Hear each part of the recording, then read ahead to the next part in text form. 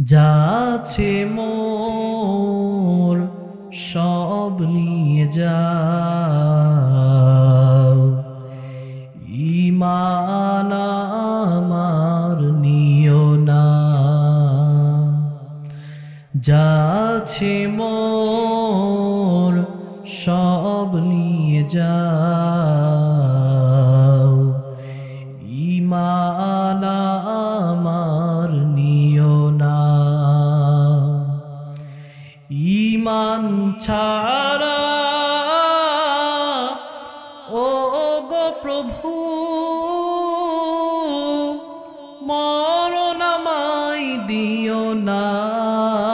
না যাচ্ছে মোর সব নিয়ে যাও, ঈমান আমার নিও না।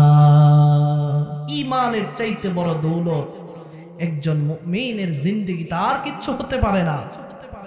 बातिल से दबने वाले, बातिल से दबने वाले ऐ आसमानों नहीं हम, बातिल से दबने वाले ऐ आसमानों नहीं हम,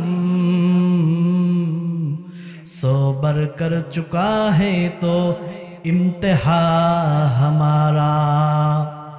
विश्व कवि कवि सम्राट আল্লামা ইকবাল রহমতুল্লাহ আলাইহি বলেন, বাতিলদের সামনে ঈমানওয়ালাদের শক্তি, বাতিলদের সামনে ঈমানওয়ালাদের শক্তি কেমন জানো নাকি? ঈমানওয়ালাদের শক্তি এমন, ঈমানদারদের শক্তি এমন, ঈমানদারদের ঈমানি মজবুতি এমন, বাতিলদের সামনে ঈমানওয়ালার ঈমান মুহূর্তের জন্য নত স্বীকার তারা করে না। ঈমানওয়ালাদের ঈমান এমন হবে, এরা ফাঁসি কাস্টে যাবে, এরা ফাঁসি রশির সামনে যাবে, কোনদিন বাতিলের সামনে মাথা নত করে প্রাণ ভিক্ষা চাবে না। ঈমানওয়ালাদের ঈমান এমন হবে, কোরআনের মাহফিলের মধ্যে যখন বসবে, ঈমান নিয়ে যখন বসবে, মাহফিল থেকে যখন বের হয়ে যাবে, আল্লাহ রব্বুল আলামিন ওই গোলামদের জিন্দেগির গুনাহ খাতাগুলাকেও মাফ করে দিবে। বলেন সুবহানাল্লাহ। সম্মানিত প্রিয় ভাইরা আমার, শীত আজকের অনেক, শীত আজকে প্রচন্ড শীত। আজকে দিনাজপুর শহরের মধ্যে কোনো সূর্যের আলো দেখা পাওয়া যায় নাই। প্রত্যেক বৎসরের চাইতে আজকের শীতের প্রকোপ অনেক বেশি। কিন্তু হাদিস থেকে শোনাই, রাসূল কারীম সাল্লাল্লাহু আলাইহি ওয়াসাল্লাম বলেন, শীত যত গভীর হয়, শীতের প্রকোপ যত বেশি হয়, আল্লাহ রাব্বুল আলামিন বান্দাদের উপরে তত বেশি রহমত নাজিল করতে থাকেন। বলেন সুবহানাল্লাহ। আর একটু জোরে মহাব্বতে বলেন সুবহানাল্লাহ। শীত যত গভীর হয়, ঈমানওয়ালাদের ঈমানের উপর মালিক তত রহমত নাজিল করতে থাকে।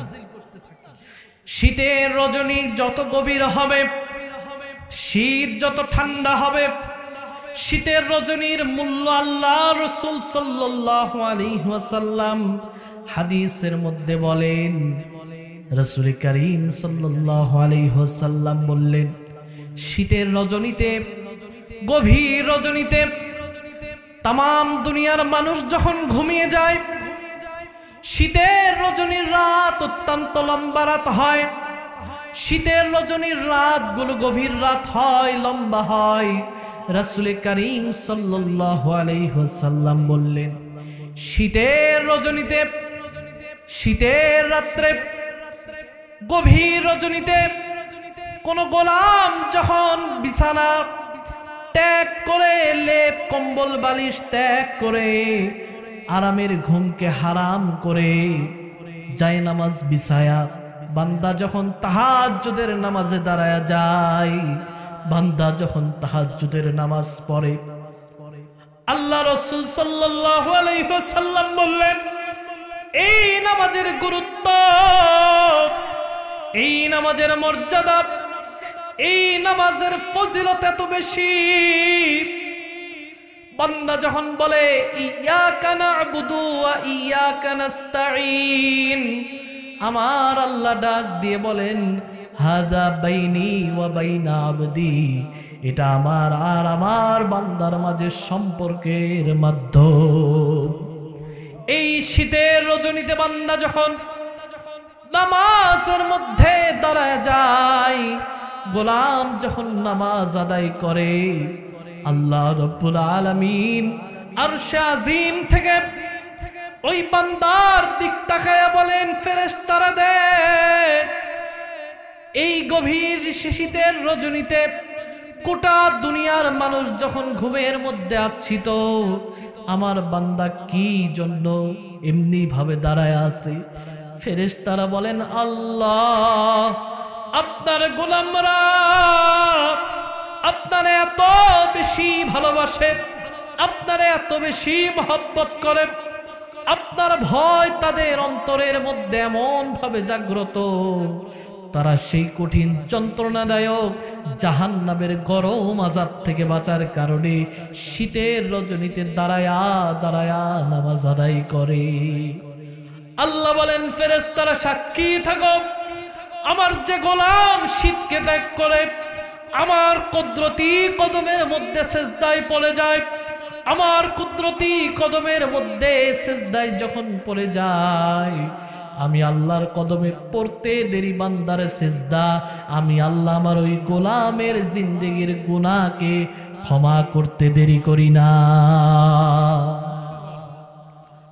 এই শীতের রজনীতে হিলের মধ্যে বাংলাদেশের এমন কোন কান্ট্রি পাওয়া যাবে না যেই কান্ট্রির মধ্যে কনকনা শীতের মধ্যে মাটির মধ্যে বসে কোরআনের তাফসীর শুনে এমন কোন শ্রোতা পাওয়া যাবে না। কেবলমাত্র আমার বাংলার জমিনের শ্রোতারা এই শীতের রজনীতে তাফসীর শোনার জন্য মাটির মধ্যে বসে যায়। আল্লাহর জন্য যে গোলাম কষ্ট স্বীকার করে, আল্লাহ বলেন বান্দারে ফাযকুরুনি আযকুরুকুম ওয়াশকুরুলি ওয়ালা তাকফুরুন, বান্দারে আমারে যদি তুই স্মরণ করিস, আমি বান্দা আমি আল্লাহর যদি গোলাম তুই স্মরণ করতে পারিস, আমি আল্লাহও তোরে স্মরণ করব। কোন গোলাম যখন কোন মালিক আল্লাহকে ডাক দেয়, আল্লাহকে যখন কোন গোলাম একবার ডাক দেয় আল্লাহ বলে, সবাই জবান খুলে মহব্বতে বলেন না আল্লাহ। এ হিলির মুসলমান আবার জবান খুলে বলেন আল্লাহ, আরেকবার জোরে বলেন আল্লাহ। আল্লাহ পাক বলেন বান্দা যখন আমারে একবার আল্লাহ বলে ডাকে, আমি আল্লাহ কম পক্ষে ৭০ বার আমার গোলামের ডাকের মধ্যে সাড়া দিয়ে দিই। আল্লাহ বলেন বান্দারে ওয়ানাহনু আকরাবু ইলাইহি মিন হাবলিল ওয়ারিদ, বান্দারে আমি আল্লাহ দূরে নই, দূরে নই, বান্দারে আমি আল্লাহ তোর অত্যন্ত কাছেই। বান্দারে তোর কতটা কাছে জানিস নাকি?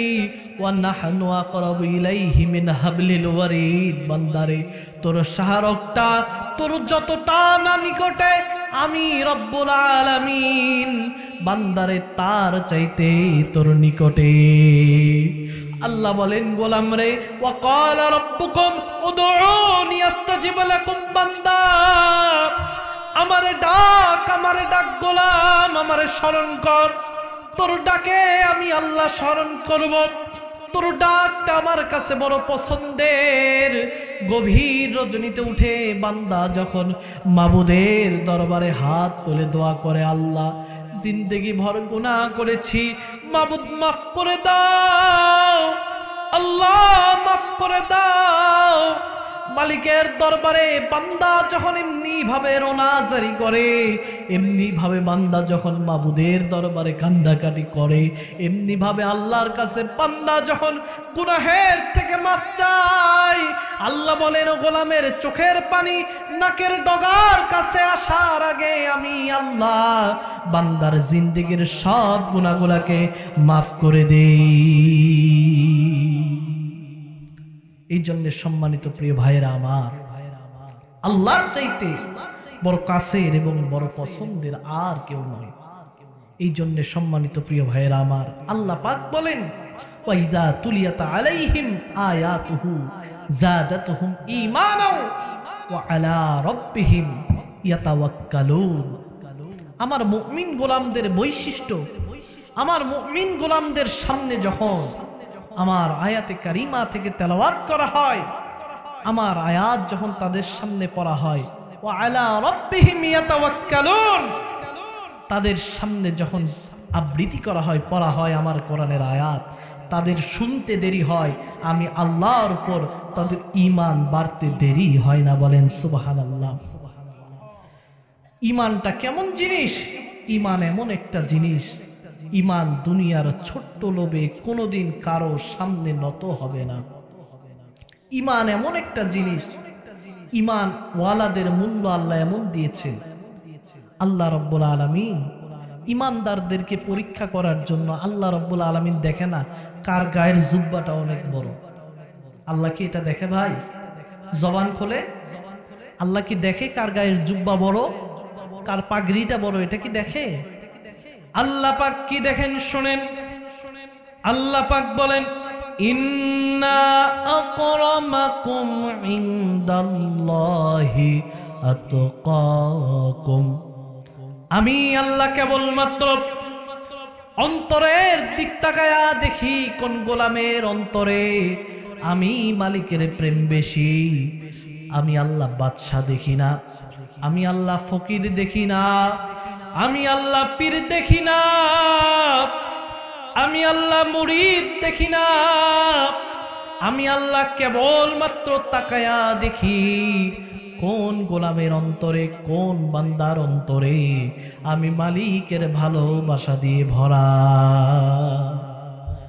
রাষ্ট্রের প্রেসিডেন্টের অন্তরে যদি আল্লাহর মহব্বত না থাকে, আল্লাহর প্রেম যদি রাষ্ট্রের প্রেসিডেন্টের অন্তরে না থাকে, আর আমাইলের একজন ফকিরের অন্তরে যদি মহান রব্বুল আলামিনের ভালোবাসা থাকে, মহান রবের প্রেম যদি তার অন্তরের মধ্যে থাকে, আল্লাহ রব্বুল আলামিন ওই রাষ্ট্রের প্রেসিডেন্টের চাইতে এই ফকিরের মর্যাদা হাজার হাজার গুণ তার অন্তরে বেশি পয়দা হয়ে যায়।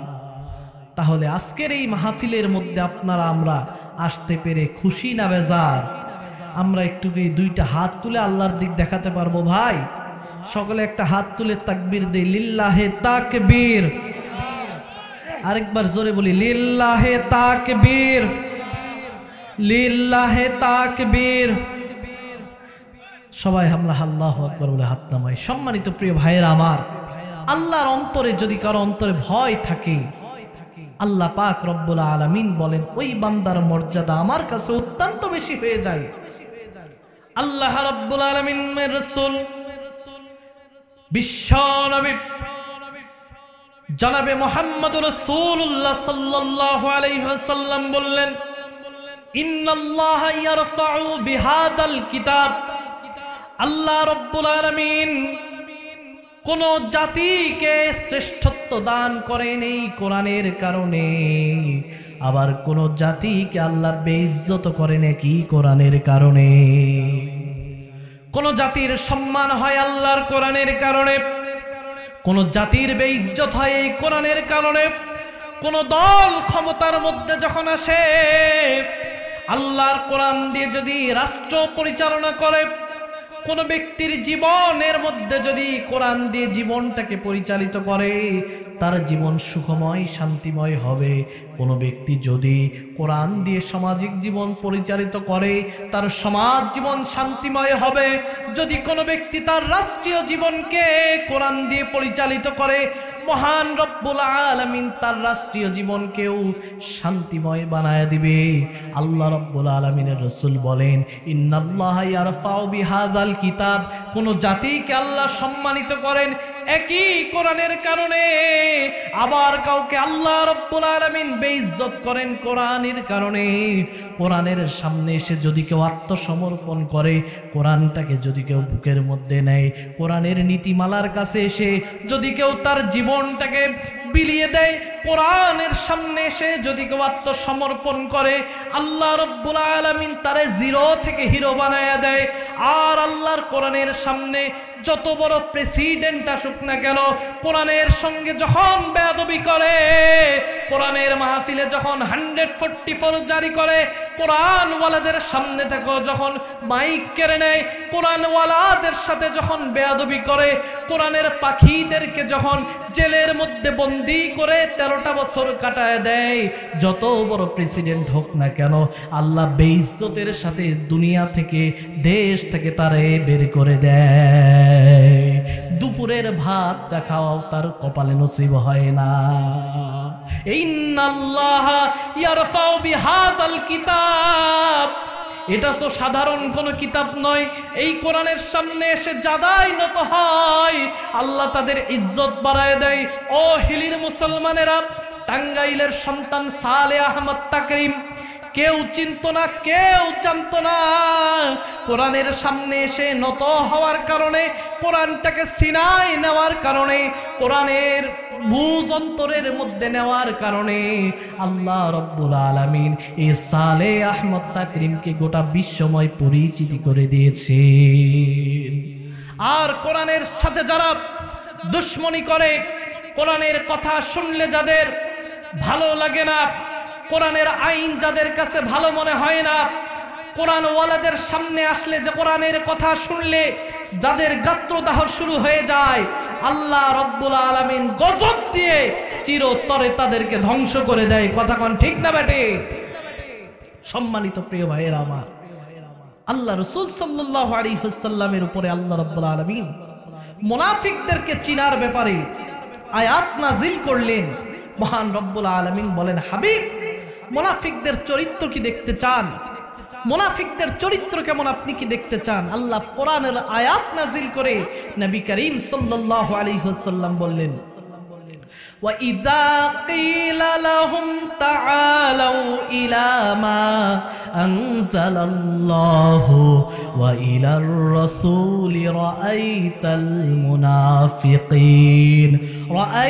الْمُنَافِقِينَ يَصُدُّونَ عَنكَ صُدُودًا।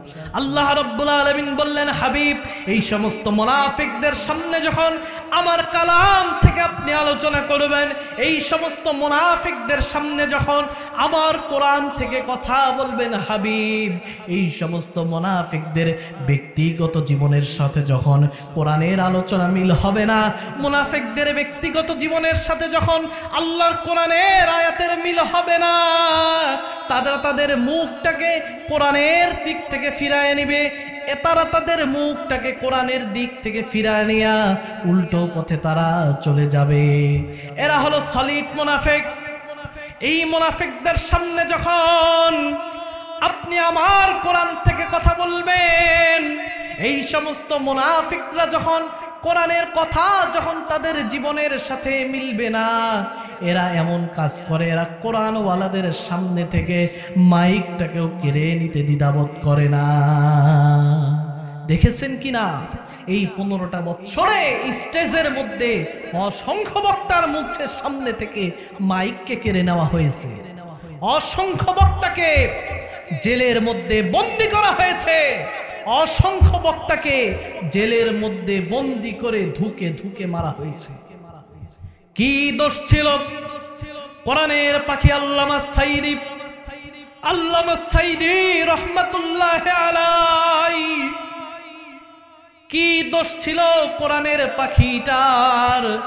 50টা বছর ধরে আল্লাহর এই গোলাম শুধু বাংলাদেশ নয়, 50টা দেশের উপরে কোরআনের তাফসীর করেছে। কি দোষ ছিল এই কোরআনের পাখির? কি অপরাধ তার ছিল? তার শুধু একটাই অপরাধ ছিল, কোরআনের হক কথা জাতির সামনে ঘোষণা দেয়া, কোরআনের হক কথা বলা এটাই তার অপরাধ ছিল, আর অপরাধ কিচ্ছু ছিল না। গত বছরে আমার মাহফিল ছিল পিরোজপুরে, গেলাম আল্লামা সাইদি ফাউন্ডেশনে, কোরআনের পাখির কবর জিয়ারত করতে গেলাম। যে দেখে অবাক দৃশ্য, মাদ্রাসার প্রিন্সিপাল হুজুর আমার সাথে ছিলেন। কবর যখন জিয়ারত করলাম, আল্লাহর কোরআনের পাখির কবর যখন জিয়ারত করলাম, প্রিন্সিপাল সাহেব ডাক দিয়ে বললেন, হুজুর, আল্লাহ রাব্বুল আলামিন এই মানুষটার এমন জনপ্রিয়তা দিয়েছিলেন, আল্লাহ রাব্বুল আলামিনের দরবারে এই মানুষটার এমন কবুলিয়াত ছিল হুজুর, শুধু বাংলার তাওহীদি মুসলমান না, ইন্ডিয়া সহ বিশ্বের অনেক দেশের মানুষ এসে কোরআনের পাখির কবর জিয়ারত করে। কি দোষ ছিল আল্লামা সাইদির? কোনো অপরাধ ছিল না কোরআনের কথা বলা। অন্তরের মধ্যে ভেবেছিলাম জীবনে একটা বার হলেও প্রিয় আল্লামার কণ্ঠে তাফসীর শুনতে পারবো। হাসপাতালের মধ্যে যখন তিনি গেলেন, হাসপাতালের মধ্যে যখন অ্যাম্বুলেন্স থেকে নামলেন, অ্যাম্বুলেন্স থেকে নামার সময় দেখলাম আল্লামা সাইদিকে মুখের মধ্যে মুস্কি হাসি দিয়ে অ্যাম্বুলেন্স থেকে নামলো, কিন্তু জালেমের বাচ্চারা আল্লাহর কোরআনের পাখিকে ইনজেকশনের মধ্যে বিষ পুশ করে মারেছে। কথা বলেন ঠিক না বেঠিক? এই জালেমদের বিচার বাংলার জমিনে হবে। যারা আল্লাহর কোরআনের পাখিকে অন্যায়ভাবে বিদায় করেছে, আল্লাহ রাব্বুল আলামিন বলেন, ইউরিদুনা লিইউতফিউ নূরাল্লাহি বিআফওয়াহিহিম ওয়াল্লাহু মুতিম্মু নূরিহি ওয়ালাউ কারিহাল কাফিরুন। আল্লাহ বলেন, ওরা চায় মুখের ফু দিয়ে আল্লাহর কোরআনের বাতিটাকে দুনিয়া থেকে মিটায়া দিবে, মুখের ফু দিয়ে আল্লাহর কোরআনের বাতিকে নিভায়া দিবে, কিন্তু আমার রব্বুল আলামিন বললেন, কোরআনের বাতিকে যারা তত নিভাতে চাবে, আমি রব্বুল আলামিন কোরআনের বাতিকে তত বেশি প্রজ্বলিত করব। আল্লামা সাইদি কোনো সাধারণ মানুষ ছিলেন না, একজন অসাধারণ মানুষ তিনি ছিলেন। মা বাবার নেক দোয়া প্রাপ্ত সন্তান ছিলেন। আমার যুবক ভাইয়ের আজকে এখানে আপনারা বসা রয়েছেন, আপনারা অনেকে ইজ্জত পাইতে চান, টাকা কামাই করতে চান, সম্মান অর্জন করতে চান। ও আমাইলের যুবক ভাইরা বলে যাই, সম্মান যদি পেতে চান, অর্থের মধ্যে বরকত যদি পেতে চান, জীবনের মধ্যে নিজের মর্যাদা যদি বাড়াইতে চান, মার বাপের পায়ের পদতলে পড়ে থাকে। আল্লামা সাইদি যখন ওয়াজের মধ্যে যাইতেন, মায়ের কাছে যে বলতেন, মা আমার মুখের মধ্যে ফু দেন। গোটা বাংলার হুজুররা মিলে যদি একটা গ্লাস পানির মধ্যে ফু দিয়ে আপনাকে দোয়া করে, এই দোয়া মাবুদের দরবারে কবুল হতেও পারে, নাও পারে। আর আপনার মমতাময়ী মা, মমতাময়ী বাবা যদি আপনার মাথার মধ্যে এমনি ভাবে হাত দিয়ে দোয়া করে দেয়, হাত বোলাতে দেরি হবে, মালিকের দরবারে এই দোয়া কবুল হতে দেরি হবে না। আল্লামা সাইদি এমন একজন মানুষ তিনি ছিলেন, যখন মারার যাওয়ার খবরটা শুনলাম, চোখের মধ্যে পানি রাখতে পারলাম না। বাংলার তৌহিদি মুসলমান চোখের পানি দিয়ে তাকে বিদায় দিয়েছে। আল্লামা সাইদি তুমি মরনি, শহীদ হয়েছ তুমি এটাই জানি। আল্লামা সাইদি তুমি মরনি, শহীদ হয়েছ তুমি এটাই জানি। কারাগারে কাটালে 13টি বছর, বাতিল কেঁপেছে তোমায় দেখে থর থর। তুমি যে ছিলে মোদের নয়নমণি, শহীদ হয়েছ তুমি এটাই জানি। আল্লামা সাঈদী তুমি মরনি, শহীদ হয়েছ তুমি এটাই জানি। আল্লাহ প্রিয় হুজুরকে জান্নাতের আলা মাকাম নসিব করুক, সকলে বলি আমিন। সম্মানিত প্রিয় ভাইয়েরা আমার, তাহলে কোরআনের ইজ্জত যারাই করবে, কোরআনের সম্মান যারাই করবে, কোরআনের জন্য নিজের জীবনকেও যদি বিলিয়ে দিতে হয়, তাদের কাছে কখনো পরোয়া করবে না। যারা আল্লাহর পথে চলে, আল্লাহর কথা বলে, আল্লাহকে ভালোবেসে সপেছে জীবন, তাদের কিসের ভয়, কি করে পরাজয়। শহীদি তামান্নাতে নাচে তার মন। যারা আল্লাহর পথে চলে, আল্লাহর কথা বলে, আল্লাহকে ভালোবেসে সপেছে জীবন। আল্লাহর জন্য যখন কেউ নিজের জীবনটাকে গড়ে, আল্লাহর জন্য যখন কেউ তার নিজের জীবনটাকে কোরবানি করে, তার কাছে দুনিয়াকে তুচ্ছ মনে হবে। কারণ রাসূল কারীম সাল্লাল্লাহু আলাইহি ওয়াসাল্লাম বললেন, আর দুনিয়া সিজনুল লিল মুমিনিন ওয়া জান্নাত লিল কাফির। দুনিয়াটা হচ্ছে ঈমানওয়ালাদের জন্য জেলখানা, আর কাফেরদের জন্য এটাই হচ্ছে জান্নাত। কাফেরদের জন্য তো মহান রবের জান্নাতে কোনো কিছু পাওয়া নাই, কিন্তু ঈমানওয়ালা যারা হবে, ঈমানদার ব্যক্তি যারা হবে, তাদের পাওয়া দুনিয়ার মধ্যেও আছে, আখিরাতের মধ্যেও আছে। রাসূল কারীম সাল্লাল্লাহু আলাইহি ওয়াসাল্লামের একজন সাহাবী কথায় কথা মনে পড়ল, এই জন্যে আপনাদেরকে এখন এমন একটা আলোচনার দিকে নিয়ে যাচ্ছি, গভীর মনোযোগ দিয়ে আলোচনাটা শুনবেন। রাসূল কারীম সাল্লাল্লাহু আলাইহি ওয়াসাল্লামের জলিলুল কদর একজন সাহাবী, সাহাবীর নাম হযরতে সাআদ আল আসআদ রাদিয়াল্লাহু আনহু। কি নাম বললাম বাবা?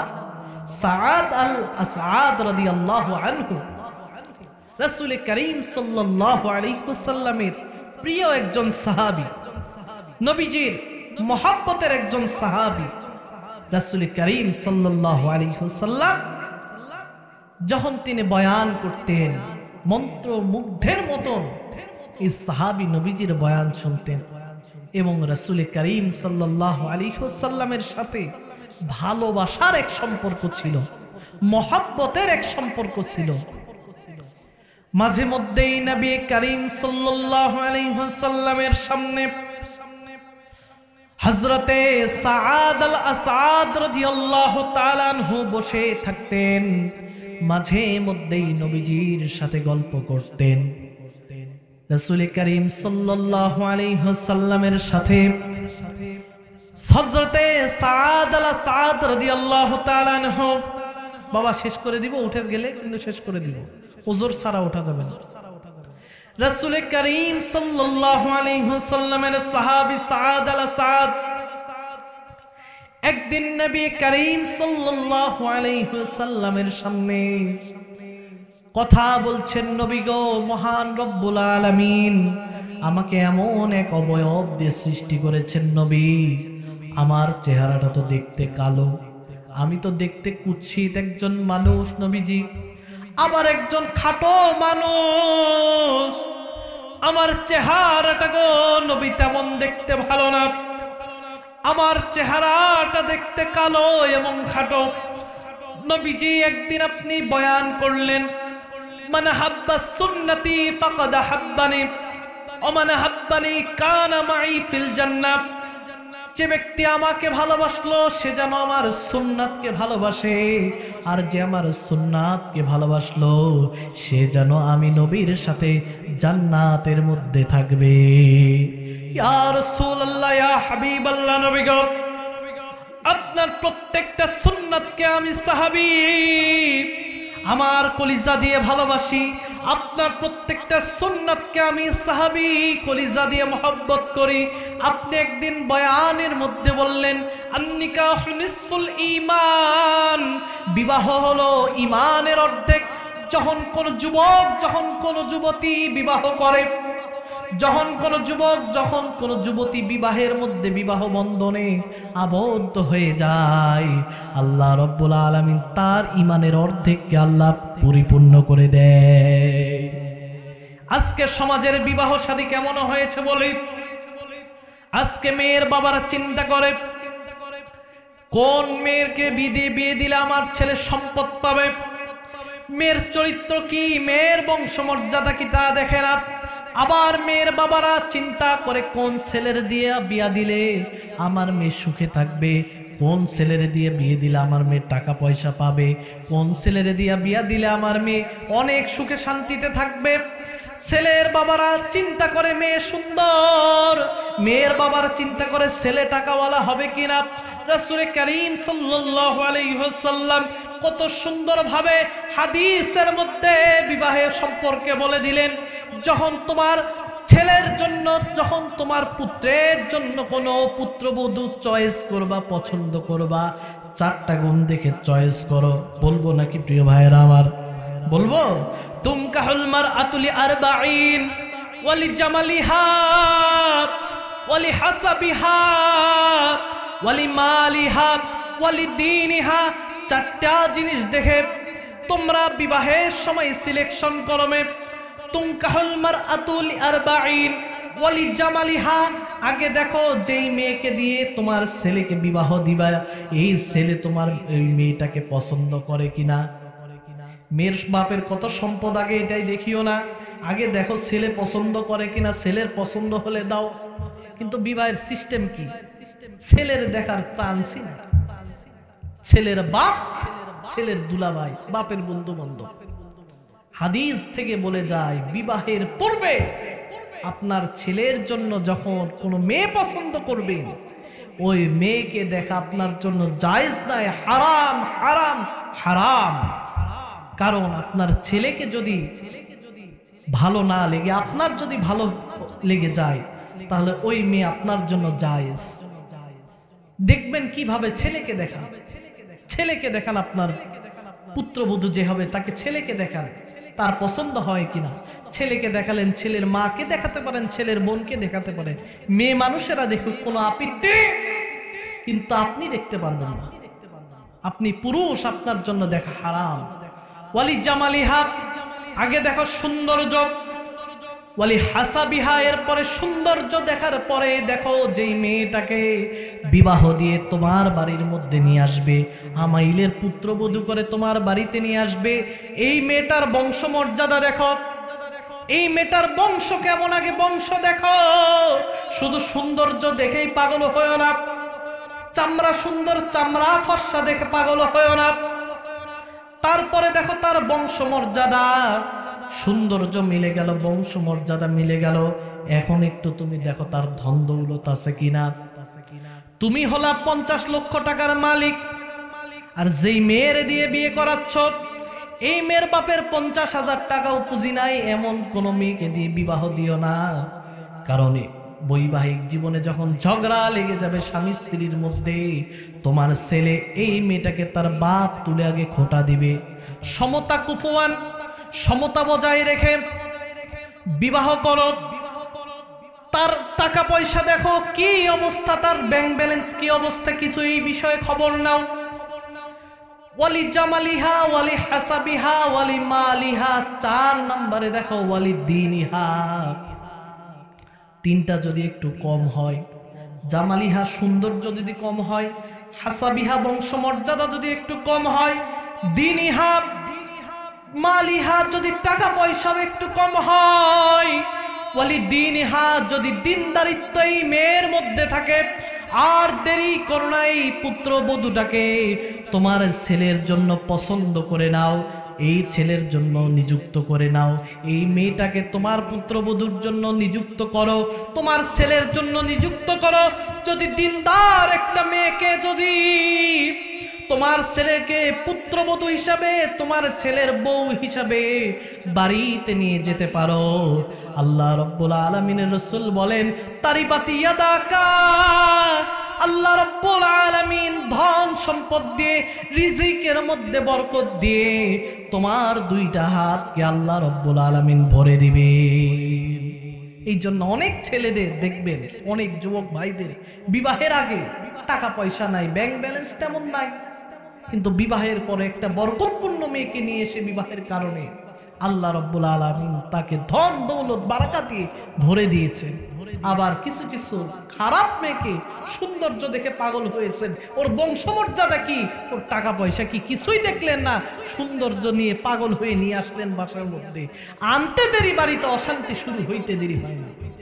আজকে রাসূলের হাদিস না মানার কারণে, রাসূলের হাদিস না মানার কারণে বৈবাহিক জীবনের মধ্যে ঝামেলা, বৈবাহিক জীবনের মধ্যে কষ্ট, রাসূলের সুন্নাত না মানার কারণে।